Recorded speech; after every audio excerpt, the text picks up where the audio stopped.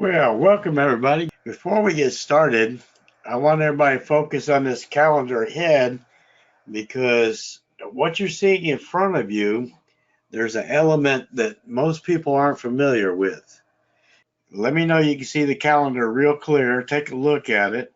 Burn it in your memories because we're going to ask you what's unique about this calendar that you haven't seen before. So with that being said, we're going to start out the webinar today.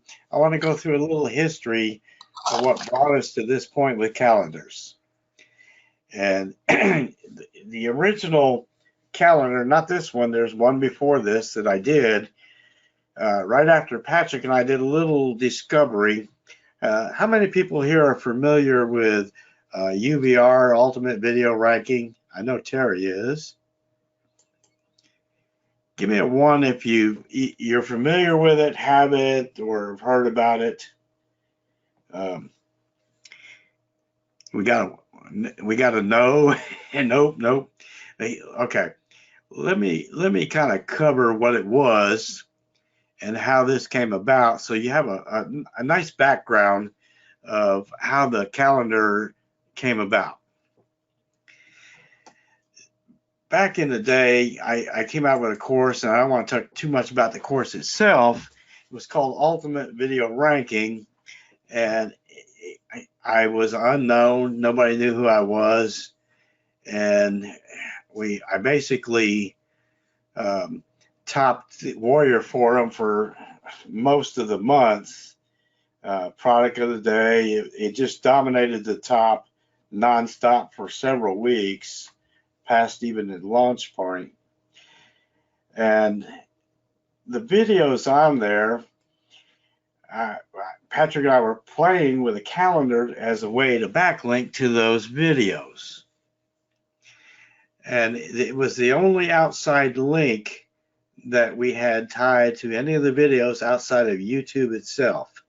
Now, to give you a long story short, and I could pop up another image here and show you, but what had happened from that course in the beta is we ranked 36 out of the top 40 for our keywords in YouTube. So people that had videos there for a long time in that niche, which was a water damage niche, we just pushed all of them back 4 pages in YouTube, and people that had high RPI in YouTube, or they had hundreds of views, and my videos had 4, none of that mattered. And basically what it told me, and Terry and I have had some discussions about this, is it told me authority outranked relevance. I want that to sink in for a minute. Authority outdoes relevance. Does anybody know what I mean by that? You know, if you're not sure, make sure we get this correct.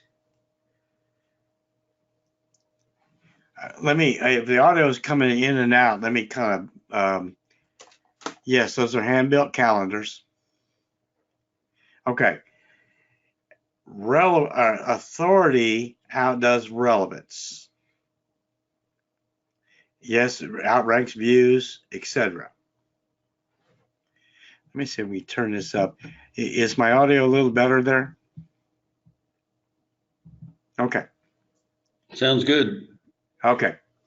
So here's how the calendars came into play. Again, this is the only outside links that I ever use outside of YouTube itself. Okay. So a day came along, and Patrick and I were exploring some of the Drive properties, and we decided to experiment with the calendars. Now, we both had a incorrect assumption that, like YouTube, we would be limited, say, 5,000 characters in any of these events. In calendars, they're called events. So to test it out, we borrowed a large article I can remember the exact to this day of 937,000 words, and we posted it in a single event. And the calendar begged us and said, "Do you want to put a little more up here or not?" Now I want that to sink in for a minute.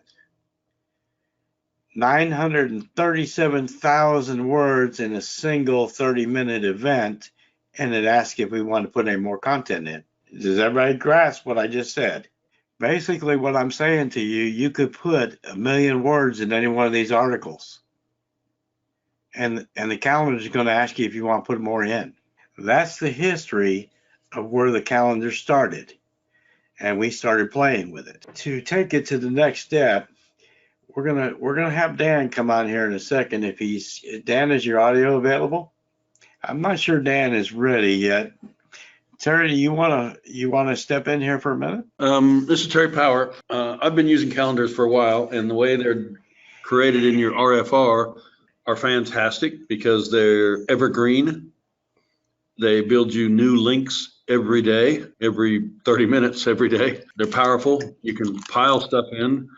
And with Google's latest core update, Google properties seem to carry more weight than they did. And I don't know whether that's because the weight that Google was giving them has increased or whether just the relevancy and authority of everything else decreased. But at any rate, relevant to what they were before, they're more powerful than ever. And thanks to Backlink Factory, a lot of you have found more relevant things to do with your calendars once completed. Because if you embed a calendar in anything, since it auto updates, it updates the property in which you embedded it, whether it's a press release, a blogger, a WordPress, wherever you put it. So I think Dan can talk. Dan's on a dial-in, and I'm not sure how to bring him in from a dial-in.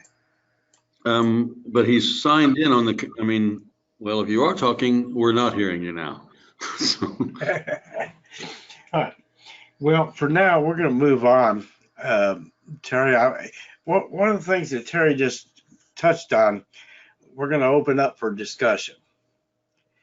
And part of that, what we want to talk about is both Terry and I have been in discussions lately with people that seem to be in the know. And one of the things everybody should be aware now that the largest algorithm change that they've ever done in history, and most people aren't even aware of it, just took place. One of the things that we're hearing is properties in your drive, particularly calendar is one of them, has been magnified about 10 times the power it had prior. I want everybody to hear that for a second. If they're correct, and time will show that, and one of the things that we're seeing for the first time, I do have an image of it, of one. Is Doss on the line for a second? Doss, are you in? Let's see if Doss is with us. He had a couple of his documents hit number one in the page one in the search with two of his documents hit it in a keyword search for his primary keyword. Google Docs that are on his drive, his Google Drive. His drive. Now, I'm going to show you an image. I'm going to pop it up here real quick of an old one that I had. And keep in mind, I would think the majority of people in here have heard of Google's core update they just did. But keep in mind, you guys are not average business owners. Average business owners have not heard of it, know nothing about this. All they know is their page is dropped off the front of the page, front of Google, or they moved up, but they have no idea why. So. Can everybody see this image? Yeah, we can see it. It's a Google Doc from back when Google Plus was in effect. That's correct. So this, if you look at the date of this particular doc, now a lot of people will say that a doc won't rank. This was February 26, 2017. Now that it is increased in its value, You're going to see much, much, much more of this happening. So the reason we're pointing to this is to help you adjust to how the market changed and take advantage of it. And so you benefit from it. The more properties you could put out there at the top of the search, the more effect that you're going to have. So let me drop this. So take some care with your buffer docs because they can start ranking. So you don't want to put crap in your buffer doc.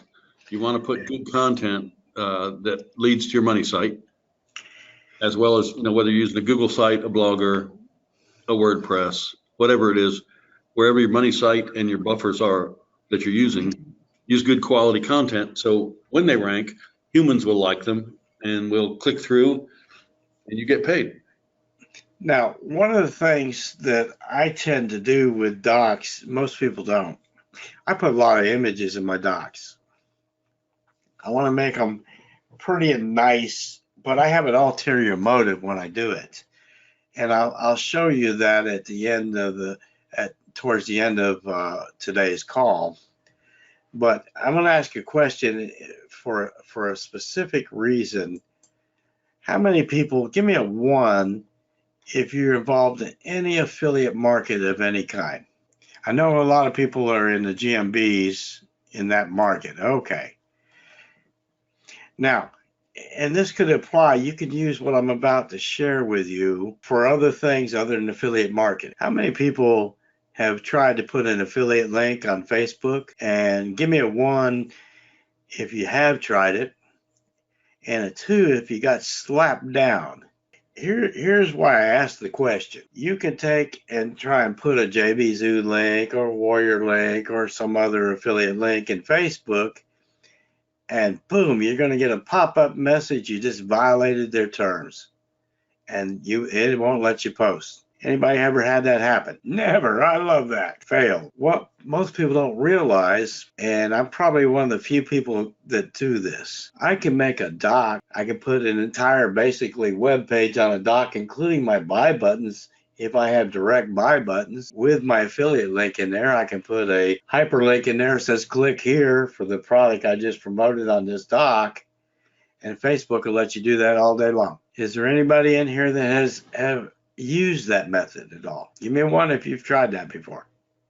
And there's a reason that we're bringing this up. Okay, here's the reasoning behind it. When I share a doc, and maybe I share it with Terry. Terry, what happens to that doc that I shared with you? I'm not sure. You mean just shared with me or shared? If I share a doc with you, you click on a doc, whether it's in Facebook or wherever it is, doesn't matter. It becomes part of your drive. And hopefully it's not shared just with me. It's shared with the world. Well, it is shared with the world, but if you actually click the doc to see what it is, it now becomes part of your drive. So like any other thing, if it's an evergreen product, maybe that person will start going through their drive, don't remember that, open that thing up, and you might get a late sale that would have been gone forever from you. Well, not just that. Those are supporting links that have been sitting there that you didn't create. Exactly. So I just wanted to touch with that for our group that's in affiliate marketers. Start making docs and share your docs on Facebook. Weigh the thing down. There's no limits of sharing those docs on Facebook.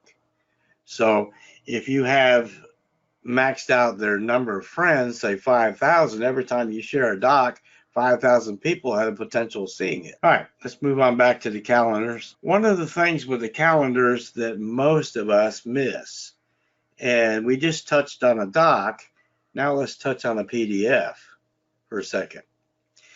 And with the doc, when you finish your calendar, you can add PDFs, you can add docs, you can add images, videos as attachments to that doc. And none of us as a rule tend to take advantage of it. But what is the value of adding those documents, those PDFs and Word docs, whatever you want to add to it? Anybody have an idea? And make the event thicker, more links. More links is proper. But how much more relevancy can you give? Maybe you're going to have a keyword doc associated to that event. Maybe the only thing you have in there is keywords. Maybe the only thing you have is videos.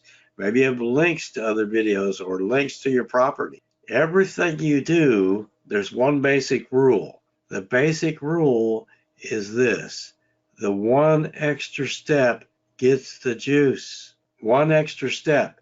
So if you're doing one tiny thing more than your competitor, guess who's going to have the higher rank? Give me a one if this makes sense to you. And for anybody to whom it doesn't make sense, get into the Facebook groups if you're not. Gary has posted some tutorials in there on slides as well as calendars, so you can see how to do these for yourself if you're not sure. Absolutely, absolutely.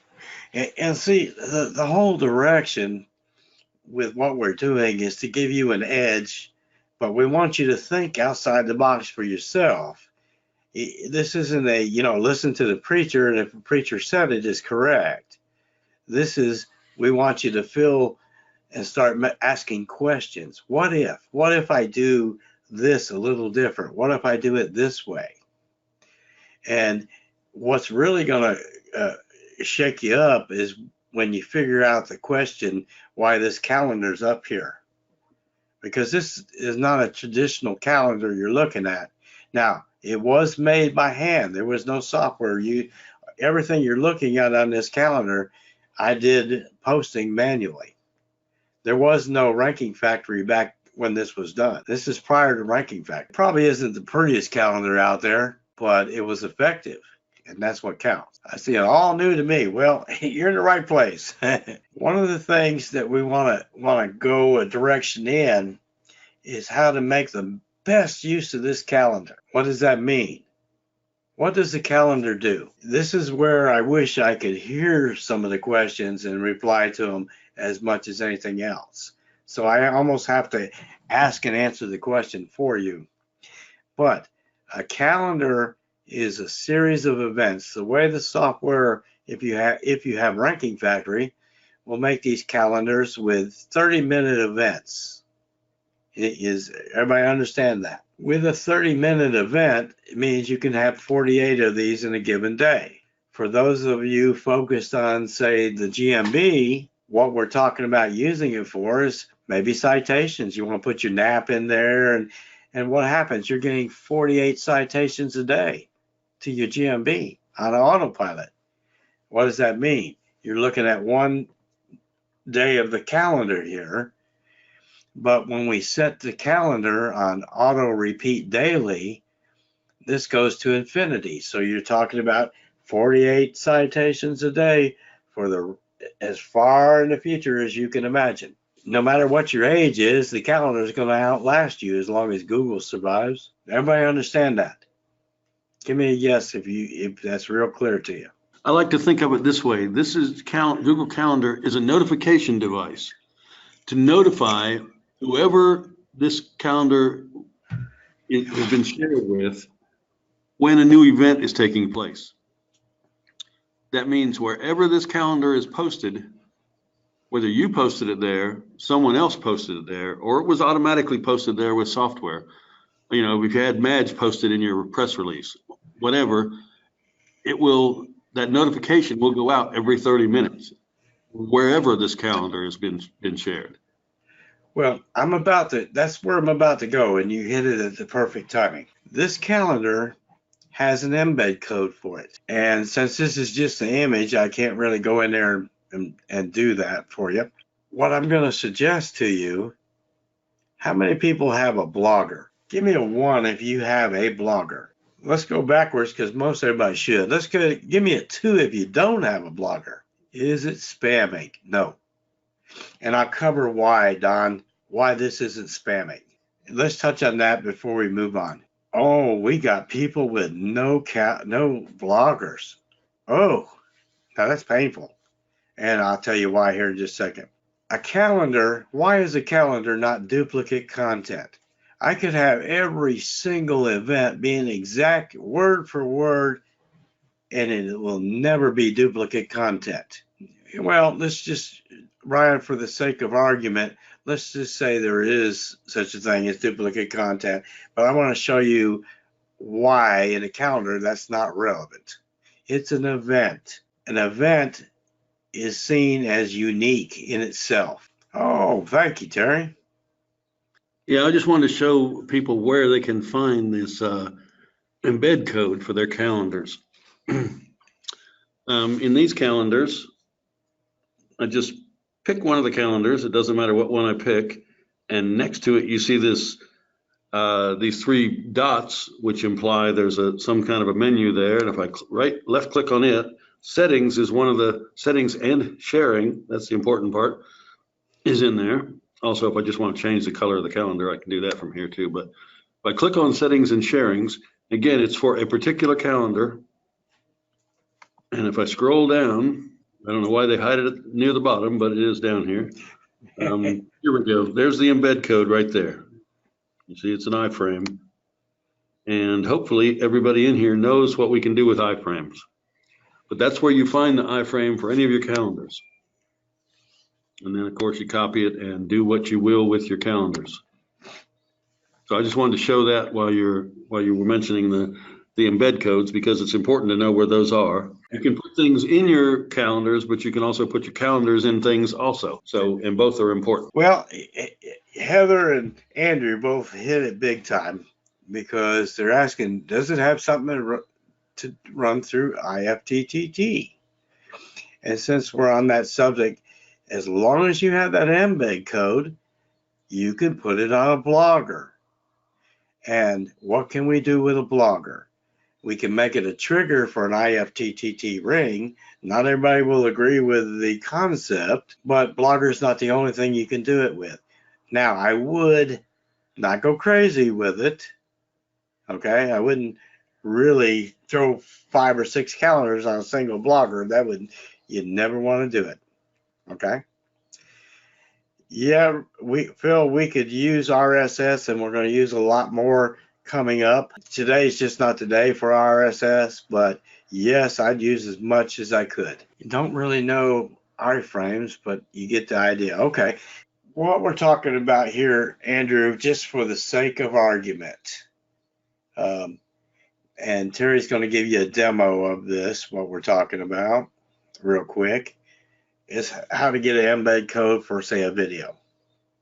This is a YouTube video, and there's my mouse. If I right click on it, see, I can copy embed code. And that just grabbed the embed code. And if I pull up a notepad so you can see what I just grabbed, this is the embed code. It starts with iFrame and ends with the closed iFrame tag. In it, it can contain the width and height. It doesn't always have to, in any border, stuff like that. But at any rate, you can grab an iFrame, which is just an embed code, whether it's for a YouTube video, whether it's for a press release, a website. iFrame is just the code you use to embed a property inside another property. And since this code is standard HTML, you can drop it in a WordPress, you can drop it in a Blogger, a Tumblr, any of those kind of things. You can put it in your G site. There's lots of uses for it. So, and iframes are pretty universal since it's standard HTML. Now, since you gave that demo, there is one thing I want to touch on, my way of doing versus other people's way of doing it. I tend to take some embeds, I'm going to hide the embed as a line break, because I don't want the public to see it. I want Google to see it. Okay. So I'm going to change, say, the height, the width down to what I want it to be to create a line break. All right. In other words, a straight line. So it just looks like a line in the page. So when I do that, I have a reason, because if I've got an edge over somebody and they're in a similar niche as me, I don't want them to figure out exactly what I'm doing. I want them to be guessing, trying to figure it out. Now, could they right-click view source? Yeah, they could. how many people are going to scroll through there to find one little line of code figuring out I put a calendar in there? Most people tend to be a little bit lazy. With that being said, that's the way I would do it. This is a preview of what an iFrame looks like if it's only 40 pixels tall. If you want it, thinner, of course you can do that also. I tend to make an iFrame as a rule under 10 pixels by 10 pixels if I just want to be a dot on a page. Patrick tends to do them 5 by 900 and turns it into a line. There's no right way or wrong way. This is what I'll do with GMB sites. Just as an example, I put them in at say 55. So all I see is that. All I'm looking at is this up here. Nothing else, but all of it's there. I'm only seeing this part right here though. It's still got the full menu here. If you were to open it up, it's all hidden because this is only 60 or 55 pixels wide. But you can also, as Gary was saying, make it just a long line that goes between paragraphs on a page, between an image and other content or something like that. It just looks like a line to humans, but Google sees the entire iFrame that's embedded in. One thing that we want to get back to just real quick so everybody has a full image of this. If we put this on a blogger and we put a simple IFTTT ring on it, you don't have to do the full ring even. What happens when we embed that calendar on a blogger and the blogger is the trigger? I want to throw this question out there for a reason. So I want you to get an image of it. Yeah, it goes out to the ring properties, Rick. How often does it go out to the ring properties? Well, what happens 30 minutes later? Exactly where we're headed. Yes, it gets syndicated every 30 minutes. Now, let me throw you a curveball. Okay? Who said every 30 minutes is the limit to this? Where do we get 30 minutes from? Let me throw everybody a little slap upside your head for a second. We could put our events at 15 minutes if we wanted. We could do them every 5 minutes if we really want to go crazy. Okay? Now, that takes a little bit of manual. And what's the point? What you have is powerful enough. If you want to do something extra, go in and throw some PDFs on your events. Edit your events, upload a PDF. You can upload 1, you can upload 5. It doesn't really matter. Everybody understand that. It's like anything else. You just click the link, find the right PDF, and upload it right into your calendar event as an attachment. No, I don't have a flow chart. I'm sure we could make a video. I could ask Karen when she has some time to do it and do a simple video of it. The problem with the flow chart is it implies that there's one way to do it. C to D, and you can go from D to A and then over to B and then to E if you want. You're getting all these Legos, and you can construct different things with them and put them together different ways. Some will be stronger than others. And when you find a really strong one, then you come to the Facebook or Skype group and tell the rest of us, hey, this really works if you do it this way and this way. I think it works much better, so that we all can learn from it. Or this way works crappy if we can learn from it that way. But don't think that it's a steady flow chart every time. That you want to mix and match until you find what's ideal for your particular client. Because keep in mind, whether it's your client or an affiliate or a video, whatever it is you're trying to rank, that niche, the competition in that niche is not doing the same thing that the competition is doing in every niche. So different things are required in different niches to dominate the SERPs. So don't think it's just always do this, then do this, then do this, then do this. Try not to get stuck in that mindset. All right, Larry, let me try and address that. If you've ever seen an IFTTT post, and one of the people that really did a lot of work with IFTTT showed me how to hijack the IFTTT to make it a prettier link and actually put your link into it instead of IFTTT's, which is the downside of that platform. It's going to post a link to the event itself. That's what you're going to end up with. So if you take and open a calendar, Terry, can you pull your screen up for me and on your calendar for a second? If Terry clicks a single event here and pulls it open, there we go. That's what it's going to post every time there's an event, right there. That's what the different properties that you have tied to your ring will see posted. No, Heather, we don't need to spin this because it's a individual event, so it's unique in itself. Michael, the calendar is embedded into the blogger. The blogger is the trigger for your IFTTT ring. In other words, whatever happens on the blogger is what's triggering IFTTT to post to the other properties. Now, let me put this out there real quick.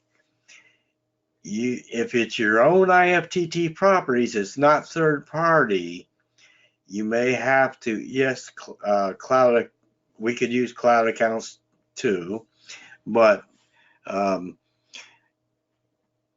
be careful if it's your own IFTTT ring, because properties can become disconnected and it breaks your ring. So I tend to like the third party because they keep the rings connected. We don't have to do it. Does that make sense? Now, many of you probably have your own IFTTT rings built, which is fine. Who are third parties? Third party, an example of a third party is one that we use, IFTTT Factory. And they're inexpensive rings. You can get them from $16 and up, depending on how deep and how far you want to go. But how far do you really need to go unless it's a very competitive niche? Okay. I was thinking, yeah, Zapier, you could probably do that, Boston. CJ, I'm sorry. Let's get away from the word duplicate content every day, because it's just an event. Call it a duplicate event if you wish, but that would be more accurate. Let me just point out real quick, I just went to CNN. Any of these articles here, you'll find on lots of other news sites, all your local news sites. It doesn't matter that it's the same content. Google don't care. Google cares if you take the same content and put it on every page of your own website. That's when they might have an issue. Not if it's on every page if it's on a single page of 1,000 different websites. They don't care if it's the same or not. Okay, so don't worry about duplicate content. It is not an issue unless you're posting, like I said, the exact same post thousands of times, all on your own domain.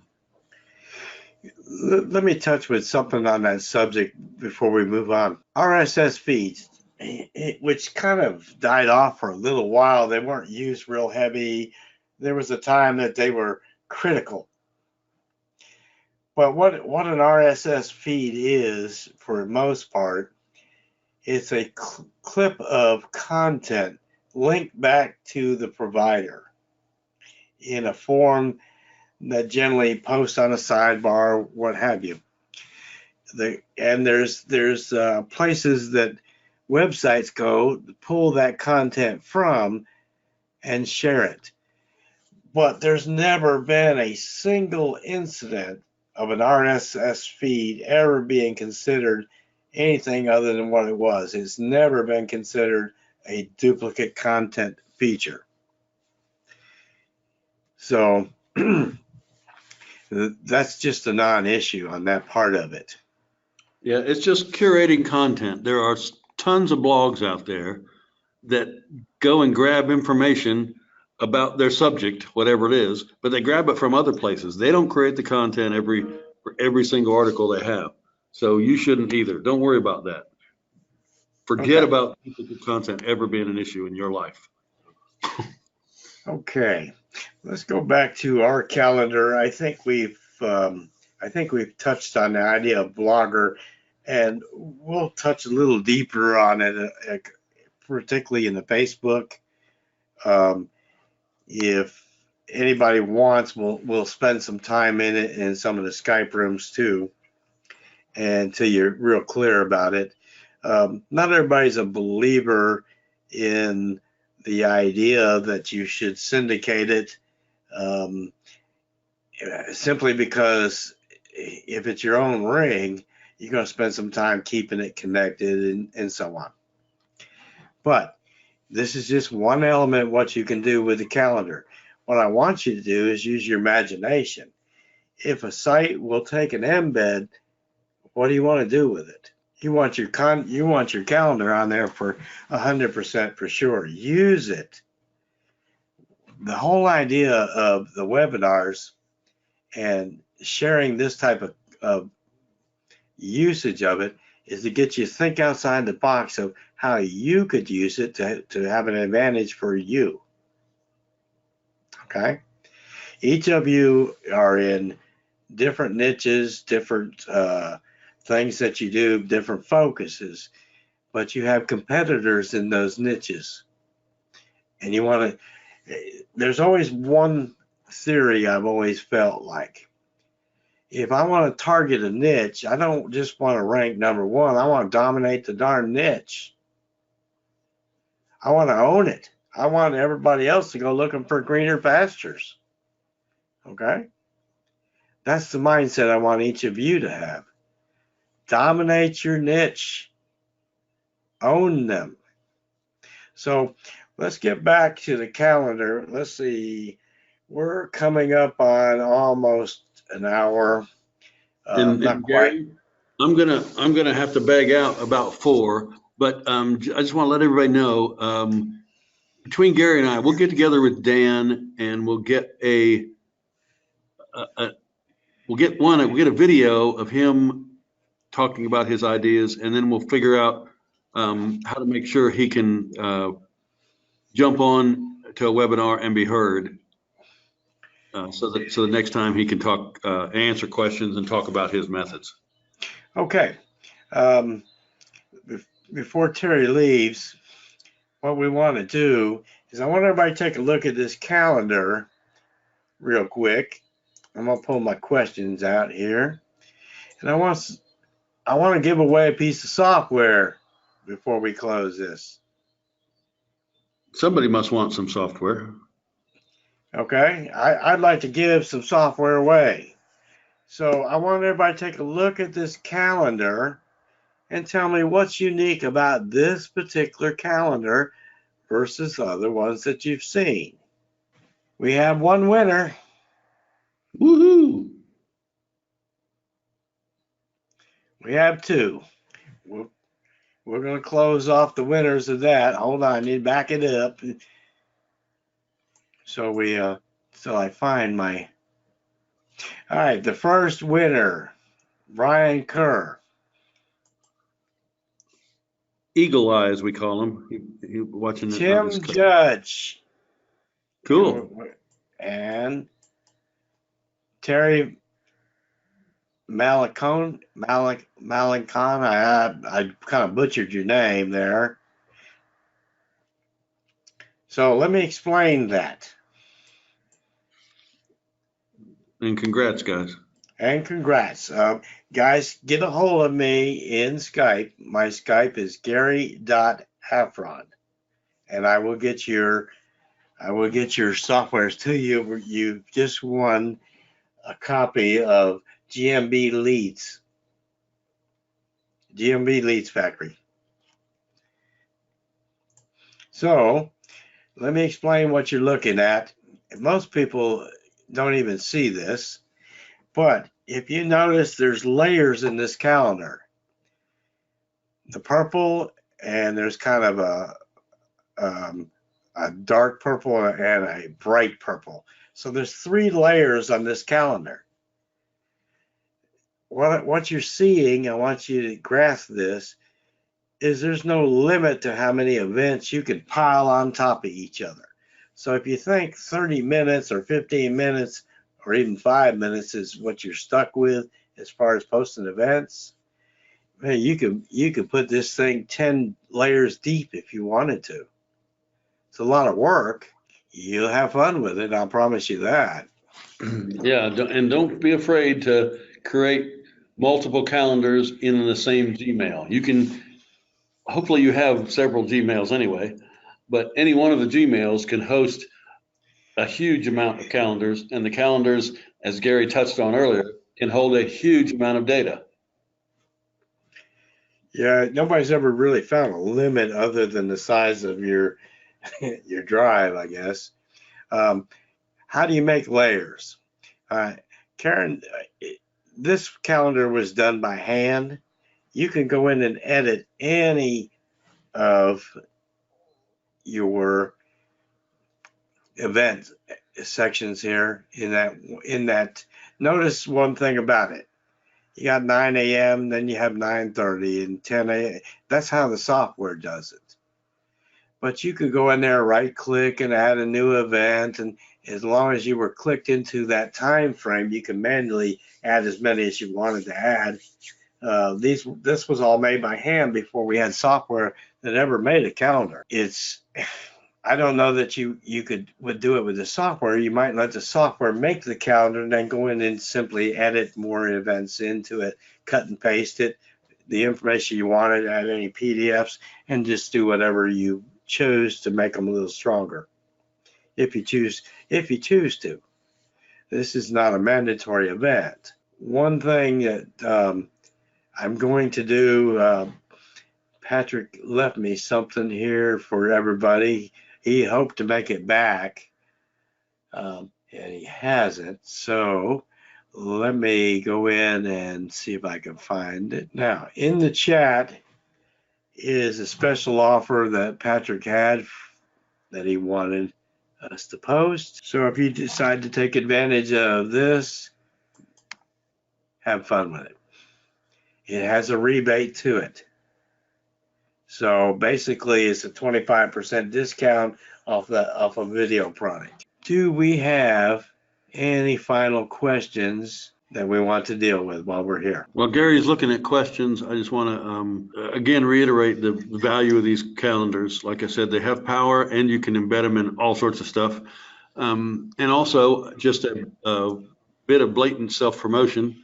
Sunday, I'm going to be having a webinar Sunday at 5 p.m. Eastern for the people in my group. You know who you are, and for anybody that's interested in joining the group, you know, you're welcome also. But that'll be Sunday at 5. So I didn't have one last week because I was up in Ohio at my sister's wedding, and it was an evening wedding Saturday, so we all got drunk Saturday night, and so I didn't have a webinar Sunday as I was getting ready to come back down to North Carolina. So. All right, let me answer some final questions here. What software will generate the Google Calendar? Scott is built into Ranking Factory Revolution is one of the modules in there. Can we upload an MP3 to the calendar? I suspect you can do it by a link.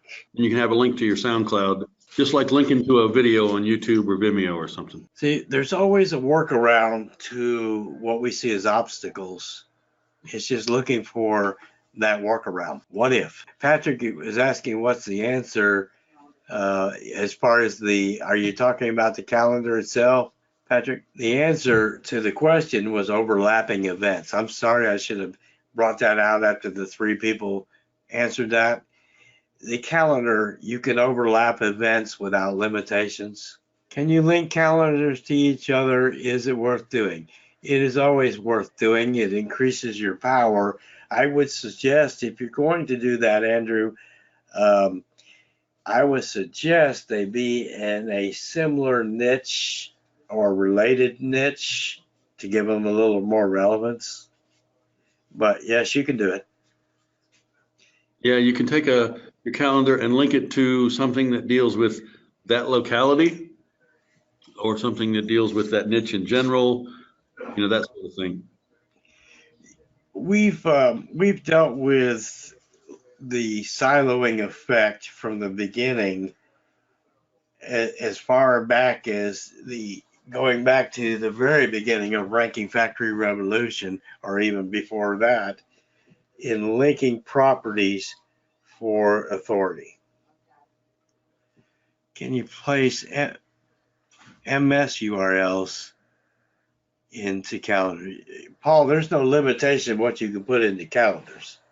A URL is a URL is a URL. It doesn't matter where it's originated It from. doesn't, it has no bearing. The only thing it has a bearing is how much you're going to use, what you're going to put in. You folks, let me throw something to you real quick. You want to put as much into this calendar. You want to put keywords. There's no such thing as stuffing keywords in the calendar. Okay. If it was going to take too much trouble, I'd make a keyword doc, like I mentioned before, make it a PDF and attach it to your different events. Okay. It's still gonna have be treated like it's in the calendar. So anything relevant to what you're doing, be it keywords, be it images, be it videos, be it NAP, the more you can put in that's relevant to what you're trying to do, the better you are.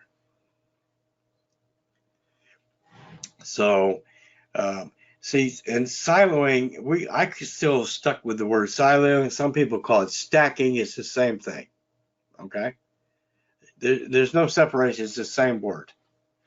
I don't know where the idea of stacking came when the old term was siloing, but it's still the same thing. So, Gary, thanks for having me on here. I've got to get going. But, it was a pleasure, and I appreciate it. And look forward to when we can get Dan on here to be seen and heard and Okay. share his stuff. Yeah, we'll do a follow through with it, so everybody can see how Dan is doing.